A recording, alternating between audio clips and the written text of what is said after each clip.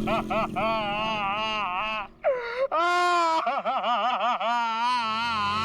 पंकज, ये किस तरीके से रो रहा है? कम से कम रोने का तरीका तो सुरीला होना चाहिए, इतना बेसुरा नहीं। अरे मैं रो रहा हूँ, कोई रियाज नहीं कर रहा हूँ जो मुझे सुर ताल और ये सब सिखा रहे हो। देख, मैंने तुझे पहले ही कहा था मुझे कस के पकड़ना। तेरी लापरवाही की वजह से हम लोग ये गाड़ी से गिरे हैं, समझे? मेरी लापरवाही, खुद को बाइक चलाने आती नहीं है, मुझे गिरा दिया, मेरी टांग तोड़ दी और बोल रहे मेरी लापरवाही। कुछ नहीं हुआ तेरे टांग को। उठ जा, चल। सर, मैं आपको बता रहा हूँ, आज का दिन मेरा बहुत खराब जा रहा है, बहुत मनूस दिन है। आप भी मुझे पिकअप करने आ गए। सर, आज का दिन बहुत खराब है सर, आज बहुत बड़ी गड़बड़ होने वाली है। एक खतरनाक केस वेट कर रहा है ब्यूरो में। ओके मैडम, आपकी हिम्मत की तारीफ करनी होगी। आप उस मुजरिम से बिल्कुल डरी नहीं और डट के सामना किया उसका। सर, पुलिस रिकॉर्ड में आपको कुछ भी मिला उसके बारे में? जी नहीं, उसने इससे पहले कोई जुर्म नहीं किया था।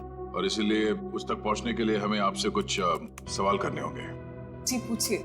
आप उसके बारे में कुछ और बता सकती हैं? नहीं सर, मुझे कुछ भी याद नहीं है, बल्कि मैंने वो होटल वालों से भी पूछा था, उन्होंने बोला कि उन्होंने किसी को आते जाते हुए नहीं देखा। अच्छा, आपको किसी पे शक है? एक ही तो इंसान है जिसको मेरी जिंदगी से ज्यादा मेरी मौत प्यारी है। कौन? वही मेरा पति करण। आपका पति? आपको पता है कितने सारे लोगों के बीच में उसने मेरी इंसल्ट की, उसने तो मुझे अपने बीवी मानने से भी इनकार कर दिया।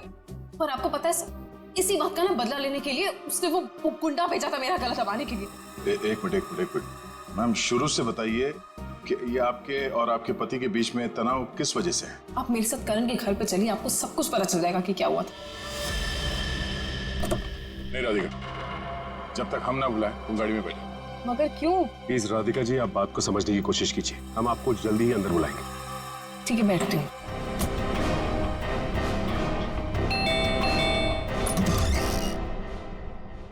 जी, आप लोग? सीआईडी। सीआईडी? अंदर आइए प्लीज। आइए बैठिए। ये आप लोग कहीं बाहर जाने वाले हैं क्या? नहीं, हम बस बाहर से आए थे, मगर बात क्या है? आपकी तारीफ? जी, ये मेरे मामा हैं, जतिन मामा, और मैं करण कुमार, इस घर का मालिक। क्या बात है ऑफिसर, आप लोग यहाँ ऐसे? मुझे थोड़ी घबराहट सी हो रही है। घबराने की कोई जरूरत नहीं। देखिए, हम लोग सिर्फ आपकी बीवी से कुछ पूछताछ कर रहे हैं। मेरी बीवी? वो तो ऊपर है। ऊपर है? वो तो नहीं, हम उनसे ऊपर ही चल के मिल लेते हैं, आपकी श्रीमती जी से। आखिर बात क्या है ऑफिसर? अनीता ने आप लोगों को बुलाया? वो भी पता चल जाएगा, आइए। आइए। अनीता, अनीता कहाँ चली गई? बाथरूम में पानी बहने की आवाज आ रही है। श्रेया? हाँ, इस वक्त उसके नहाने का समय होता है। अनीता जी, अनीता जी। सर, दरवाजा खुला है। अनीता जी। सर, अनीता जी, अनीता जी। अनीता, अनीता क्या हुआ? तेरी तो मर चुकी है। अनीता, अनीता, अनीता। एक मिनट, करण आप समझिए प्लीज। अनीता को क्या हुआ? ले जाओ। करण जी, आप मेरे साथ बाहर चलिए प्लीज। आइए।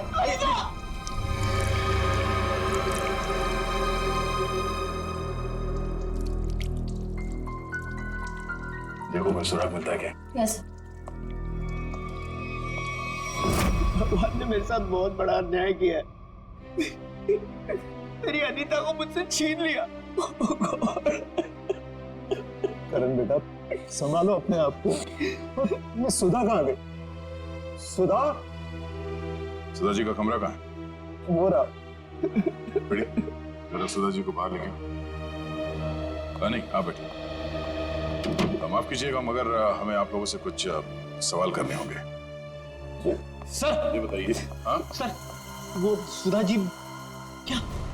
क्या हुआ माँ को? हाँ, क्या हुआ माँ को?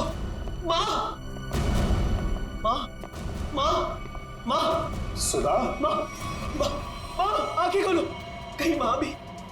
नहीं, जिंदा है, नब्ज धीमी चल रही है।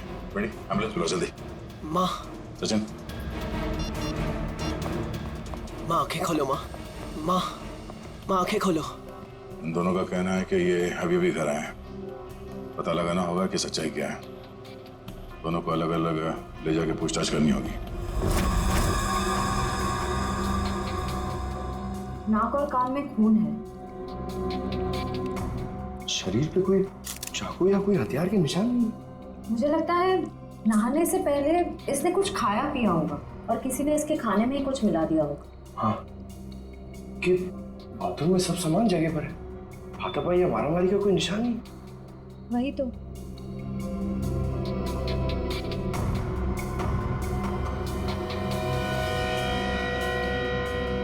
श्रेया मैम, अनीता की बॉडी पे कोई टैल्कम पाउडर लगा हुआ है क्या?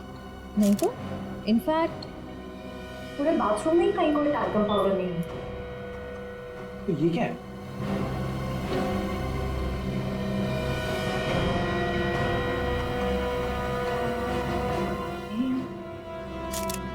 कहीं अनीता की मौत का इस पाउडर से लेना देना तो नहीं?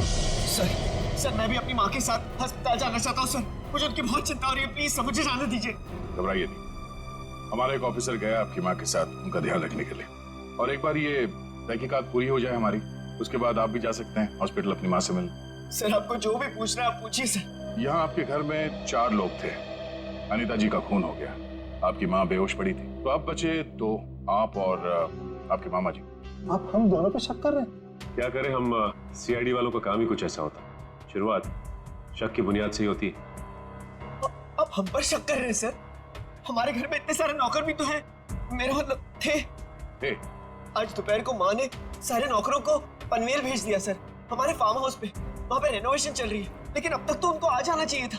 आज ही नौकर को बाहर भेजा और आज ही ये सब कुछ हो गया। ये कोई संयोग तो नहीं हो सकता। आपने आखिरी बार अनीता को जिंदा कब देखा था? आज दोपहर को 1 बजे से। उसके बाद मैं ऑफिस चला गया और फिर मामा जी के साथ वकील के यहाँ। करण ने मुझे 1:30 बजे संगानेर रोड से पिकअप किया। वहां से हम वकील के पास गए। और इस बीच आप दोनों की अनीता जी या सुधा जी से कोई बात हुई थी? नहीं, कोई बात नहीं, कोई फोन भी नहीं आया। वकील के साथ मीटिंग करने के बाद हम 4 बजे तक घर लौट आए। और घर का दरवाजा किसने खोला? मैंने आपको कहा ना, घर में सबके पास एक एक चाबी है घर की। मैंने अपनी चाबी से दरवाजा खोला और मैं और मामा जी घर में आ गए। हमें 5 मिनट भी नहीं हुए थे बैठे हुए कि घर की घंटी बजी और देखा कि आप लोग आ गए सर। और इस बीच आपने जाके देखा नहीं कि आपकी माँ और आपकी बीवी अनीता कहाँ है? सुधा दीदी रोज दोपहर से शाम दवाई खा के सो जाती थी, मगर हाँ, घर लौटने के बाद करण ऊपर जरूर गया था। क्या कहा आप? करण ऊपर गया था? जी।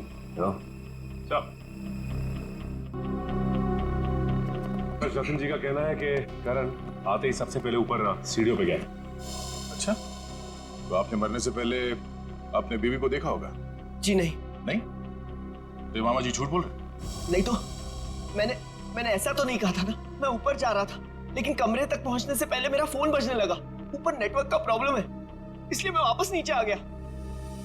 पता नहीं क्यों चाह कर भी हमें यकीन नहीं हो रहा आप दोनों के बयान पर। ऐसे लग रहा है कि हम लोग कोई कहानी सुन रहे हैं, एक मन घड़ंत रची हुई कहानी। अरे सर प्लीज, हमारे साथ इतना बड़ा हादसा हुआ है और हमें हमदर्दी दिखाने के बजाय आप हम पे ही शक कर रहे हैं। हमदर्दी से ज्यादा जरूरी हमारे लिए अनीता को इंसाफ दिलाना है, उसके खूनी को फांसी के फंदे तक पहुंचाना है। अब उस मुजरिम को पकड़िए सर, क्या पता कल को वो मामा जी या मुझे मार दे।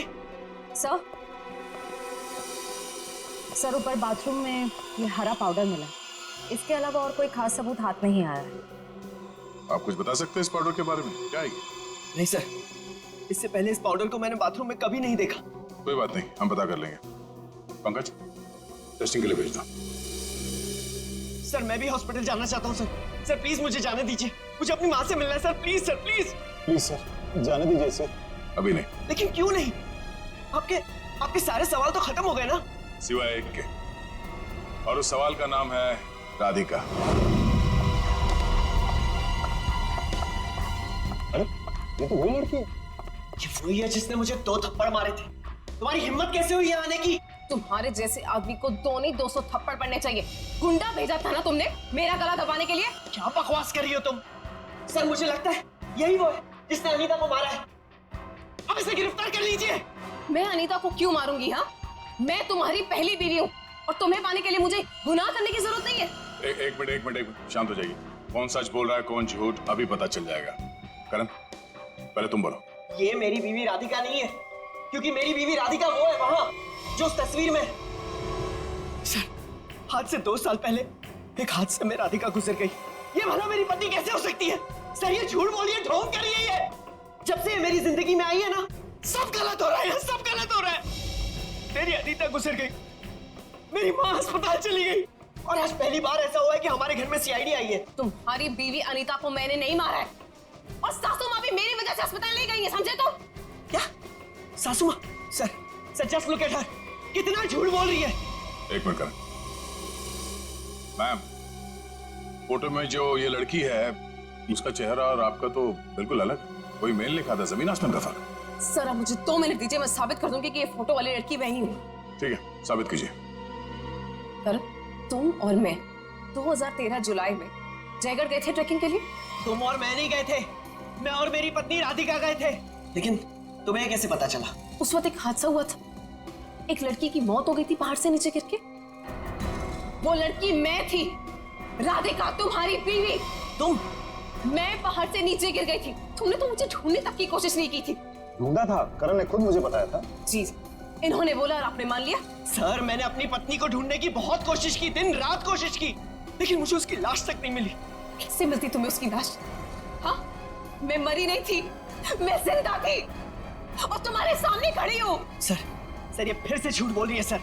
एक मिनट, जब आप पहाड़ से गिरी तो फिर तो बच कैसे गई? क्योंकि कुछ सांसें बची थी मेरे अंदर।